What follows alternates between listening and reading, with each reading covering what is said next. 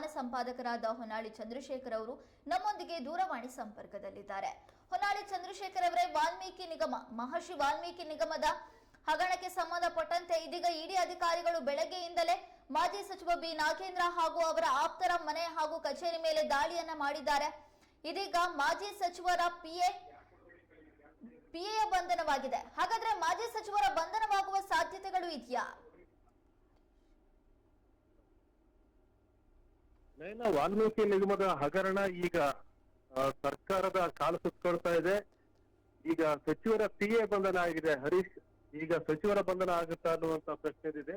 ಈಗ ಜಾರಿ ನಿರ್ದೇಶನಾಲಯದ ಅಧಿಕಾರಿಗಳು ಸಚಿವ ನಾಗೇಂದ್ರ ಮತ್ತು ನಿಗಮದ ಅಧ್ಯಕ್ಷ ದದ್ದಲ್ ಇವರ ಮನೆ, ಕಚೇರಿ ಮತ್ತೆ ಅವರ ನಿಗಮದ ಅಧಿಕಾರಿಗಳಿಗೆ ಸಂಬಂಧಪಟ್ಟ ಮನೆ ಹಲವು ಕಡೆ ದಾಳಿಯನ್ನ ಮಾಡಿದ್ದಾರೆ. ಬೆಳಗಿನಿಂದಲೂ ಸಹ ಪರಿಶೀಲನೆ ಮಾಡ್ತಾ ಇದ್ದಾರೆ.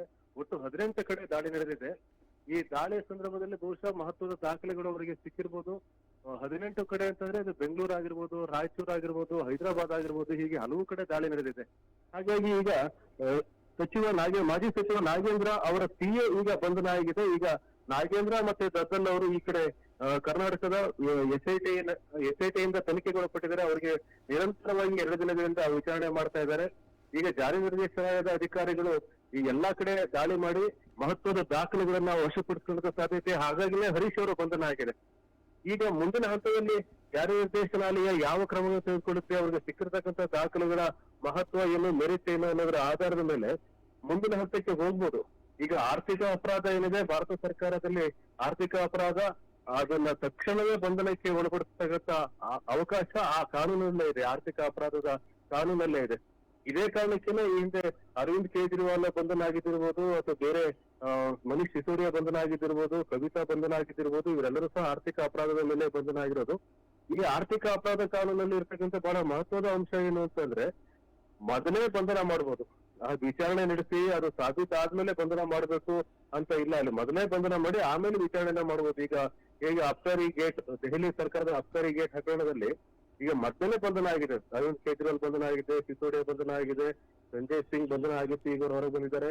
ಸತ್ಯೇಂದ್ರ ದುಬೆ ಅವ್ರದ್ದು ಬಂಧನ ಆಗಿತ್ತು. ಹೀಗೆ ಮೊದಲೇ ಬಂಧನ ಮಾಡ್ತಕ್ಕಂಥ ಅವಕಾಶ ಇರೋದ್ರಿಂದ ಮತ್ತೆ ಜಾರಿ ನಿರ್ದೇಶನಾಲಯಕ್ಕೆ ಪೂರ್ಣ ಅಧಿಕಾರ ಇರೋದ್ರಿಂದ ಮುಂದಿನ ಹಂತದಲ್ಲಿ ಏನ್ ಬೇಕಾದ್ರೂ ಆಗ್ಬೋದು. ಸಚಿವ ನಾಗೇಂದ್ರ ಅವರ ಅರೆಸ್ಟ್ ಆದ್ರೂ ಸಹ ಆಶ್ಚರ್ಯ ಇಲ್ಲ, ಅಂತಹ ಒಂದು ಪರಿಸ್ಥಿತಿ ಇದೆ. ಈಗ ಮಾಜಿ ಸಚಿವ ನಾಗೇಂದ್ರ ಅವರ ಪಿಎ ಹರೀಶ್ ಅರೆಸ್ಟ್ ಆಗಿರೋದ್ರಿಂದ ಮುಂದಿನ ಹಂತದಲ್ಲಿ ಅರೆಸ್ಟ್ ಸೆರೆಮನೆಯ ಕುಣಿಕೆ ನಾಗೇಂದ್ರ ಅವರಿಗೂ ಸಹ ಸುತ್ತಕೊಳ್ಬಹುದು. ಮತ್ತೆ ಇನ್ನ ವಾಲ್ಮೀಕಿ ನಿಗಮದ ಅಧ್ಯಕ್ಷ ದತ್ತಲ್ ಏನಿದ್ದಾರೆ, ಅವರಿಗೂ ಸಹ ನಿರಂತರ ವಿಚಾರಣೆ ಮಾಡ್ತಾ ಇದ್ದಾರೆ. ಅವರ ಮನೆ ಮತ್ತೆ ಕಚೇರಿ ಮತ್ತೆ ಇಲ್ಲಿ ನಿಗಮದ ಅಧಿಕಾರಿಗಳ ಮನೆಗಳು, ಕಚೇರಿಗಳ ಮೇಲೂ ಸಹ ಇಡಿ ದಾಳಿ ನಡೆಸಿದೆ. 18 ಕಡೆ ಪ್ರತಿ ಜಾಗದಲ್ಲೂ ಸಹ 4 ರಿಂದ 5 ಜನ ಇಡಿ ಅಧಿಕಾರಿಗಳು ನಿರಂತರವಾಗಿ ತನಿಖೆಯನ್ನ ಮಾಡ್ತಾ ಇದ್ದಾರೆ, ಪರಿಶೀಲನೆ ಮಾಡ್ತಾ ಇದ್ದಾರೆ.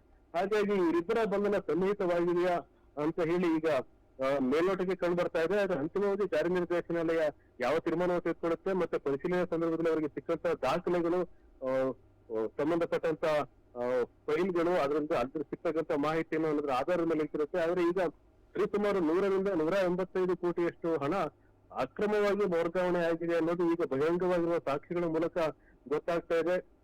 ಅದಕ್ಕಾಗಿನ ಫೇಕ್ ಅಕೌಂಟ್ ಅನ್ನು ಕ್ರಿಯೇಟ್ ಮಾಡಿ ಬೇರೆ ಬ್ಯಾಂಕ್ಗಳ ಮೂಲಕ, ಹೈದರಾಬಾದ್ನಲ್ಲಿರೋ ಬ್ಯಾಂಕ್ಗಳ ಮೂಲಕ ಅಲ್ಲಿ ಹೋಗಿ ಅಲ್ಲಿ ಹಣವನ್ನ ಡ್ರಾ ಮಾಡಿ ಅದರಲ್ಲಿ ಎಲ್ಲವೂ ಸಹ ರಿಕವರಿ ಆಗಿಲ್ಲ. ಒಂದು 10%, ಒಂದು 10 ಲಕ್ಷದಷ್ಟು ಅಥವಾ 15 ಲಕ್ಷದಷ್ಟು ರಿಕವರಿ ಆಗಿರ್ಬೋದು. ಇನ್ನು ಬಹಳಷ್ಟು ಮೊತ್ತ ರಿಕವರಿ ಆಗ್ಬೇಕಾಗಿದ್ದಿದೆ.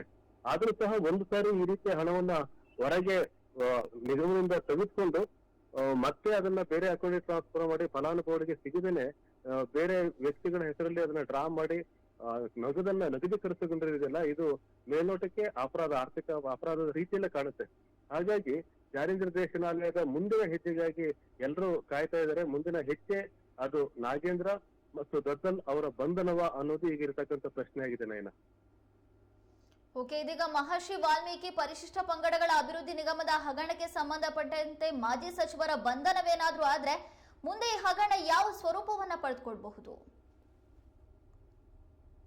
ಮಾಜಿ ಸಚಿವರ ಬಂಧನ ಆದ್ರೆ ಅದು ಕಾಂಗ್ರೆಸ್ ಸರ್ಕಾರಕ್ಕೆ ಬಹಳ ಮುಜುಗರದ ಸಂಗತಿ ಆಗುತ್ತೆ. ಯಾಕೆಂದ್ರೆ ನುಡಿದಂತೆ ನಡೆದಿದ್ದೇವೆ ಅಂತ ಹೇಳಿ ಅಧಿಕಾರಕ್ಕೆ ಬಂದಂತ ಸರ್ಕಾರ, ಸಿದ್ದರಾಮಯ್ಯ ಅವರ ಸರ್ಕಾರ, ಮತ್ತೆ ಕ್ಲೀನ್ ಆಡಳಿತವನ್ನು ಕೊಡ್ತೇವೆ ಅಂತ ಭರವಸೆ ಕೊಟ್ಟು ಬಂದಂತ ಕಾಂಗ್ರೆಸ್ ಸರ್ಕಾರ ಈಗ ವಾಲ್ಮೀಕಿ ಹಗರಣದಲ್ಲಿ ಆ ಲೆಕ್ಕಾಧಿಕಾರಿ ಆತ್ಮಹತ್ಯೆ ಮಾಡಿಕೊಂಡ ದಿನದಿಂದಲೂ ಸಹ ಬೇರೆ ಬೇರೆ ತರದ ತಿರುವುಗಳನ್ನ ಪಡಿತಾ ಇದೆ. ಅದು ಹೊಸ ಅಂಶಗಳು ಬೆಳಕಿಗೆ ಬರ್ತಾ ಇದೆ. ಮತ್ತೆ ಸರ್ಕಾರ ಈಗ ಮುಂಜಾಗ್ರತಾ ಕ್ರಮವಾಗಿ ಈ ನಿಗಮಗಳಿಗೆ ಕೊಟ್ಟಿದ್ದಂತ ಎಲ್ಲಾ ಅನುದಾನವನ್ನು ಈಗ ವಾಪಸ್ ಪಡೆದಿದೆ. ನಿಗಮಗಳಲ್ಲಿ ಈಗ ಯಾವ ಹಣವೂ ಇಲ್ಲ ಅಲ್ಲಿ. ಈ ವಾಲ್ಮೀಕಿ ಹಗರಣ ಬೆಳಕಿಗೆ ಬಂದಂತ ಸಂದರ್ಭದಲ್ಲೇ ಮುಂಜಾಗ್ರತಾ ಕ್ರಮವಾಗಿ ಸರ್ಕಾರ ಇಂಥದೊಂದು ಕ್ರಮಕ್ಕೆ ಮುಂದಾಗಿದೆ. ಎಲ್ಲಾ ಅನುದಾನವನ್ನು ವಾಪಸ್ ಪಡೆದಿದೆ. ಆದ್ರೆ ಈಗ ಆಗಿರ್ತಕ್ಕಂತ ಕೆಲಸಕ್ಕೆ ತಪ್ಪು ಯಾರ್ದಾಗಿದೆಯೋ ಅವರು ದಂಡವನ್ನ ಅನುಭವಿಸ್ಲೇಬೇಕು, ಶಿಕ್ಷೆಯನ್ನು ಅನುಭವಿಸ್ಲೇಬೇಕು.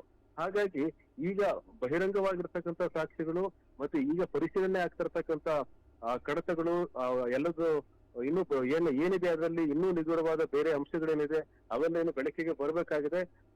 ಕಾಂಗ್ರೆಸ್ ಸರ್ಕಾರಕ್ಕೆ ಇದು ಖಂಡಿತವಾಗಲೂ ಒಂದು ಮುಜುಗರದ ಸಂಗತಿ ಆಗುತ್ತೆ.